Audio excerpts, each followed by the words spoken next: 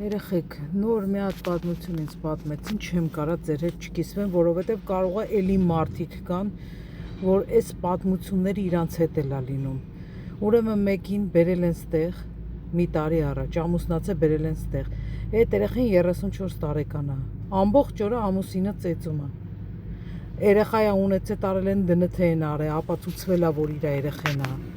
Ու ամբողջ օրը ծեծի է ենթարկվում, կապտուկներով, ցավերի մեջ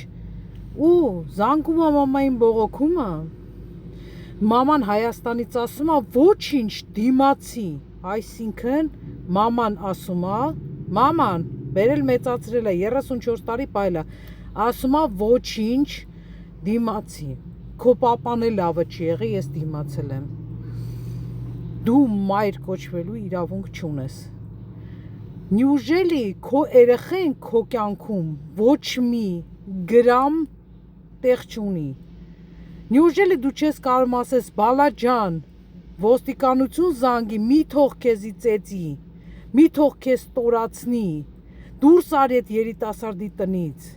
Գոնե դու թևութիկունք լինես, այդ աղջկան ասում ես ոչինչ դիմացի, դու մտածել ես, որ կարող է մի օր ընենց տեղ խփի, աղջիկը տեղում մնա, թորդ էլ մնա անտեր, անմեր։ Էս ինչ պահելաձև է, էս ինչ մտածելակերպ է։ Ես կհասնեմ նրան, որ այդ երեխան կփրկվի դուրս կգա այդ տնից։ Ես ինքս կօգնեմ այդ երեխուն։